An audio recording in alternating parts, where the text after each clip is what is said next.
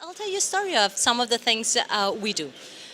Sometimes people at the community level, especially women, have had no access to school and education in most of the part of the world that we work with. So you have to build this, what it's called, cognate knowledge in the people. So when we try to explain people, for example, diseases that are associated with water, we have to explain that there is a microscopic world. So how do you do that? People won't believe you that this happens. So first thing we have done is put a flea under a microscope and ask people if the flea has a mustache. And people say, no, it's not true, the fleas don't have a mustache. Well, they do. And when people actually see that the flea has a mustache, then we catch an ant and we put it under the microscope and we see that it has furry legs. So there are things that you do not see but do exist.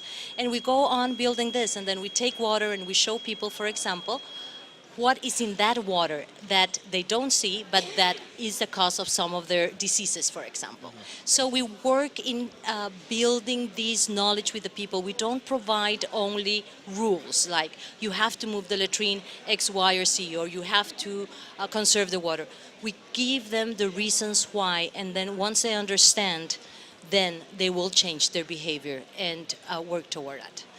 What is more important is to provide that knowledge, because, for example, in Jordan, that we had been working with the women, they said, why nobody has explained us that this decrease in amount of rainfall is due to climate change?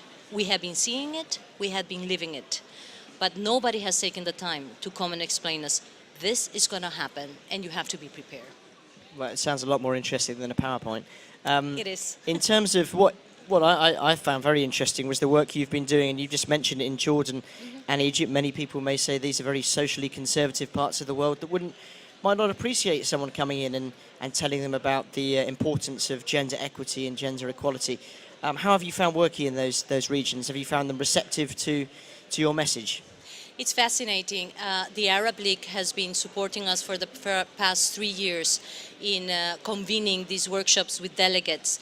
And Jordan was the first Arab country that requested the development of the gender strategy.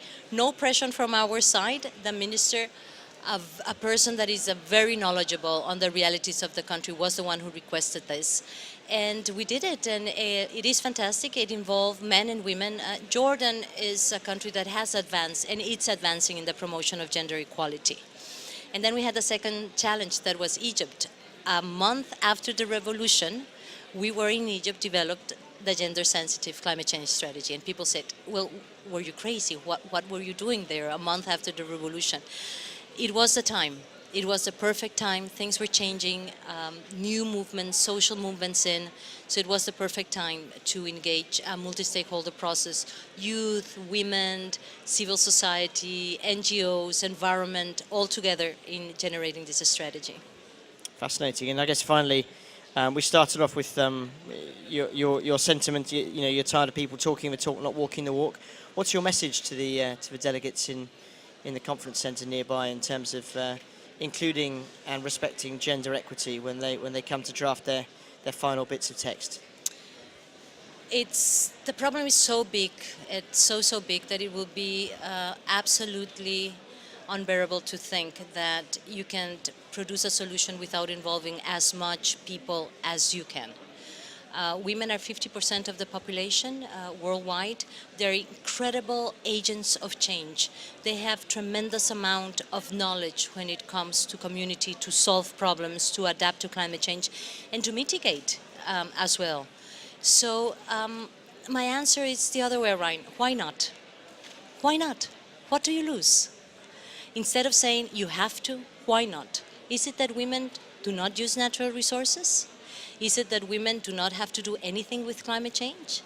If those answers are no, then do not mainstream gender in the climate change conventions. But I'm pretty sure that the answer is yes.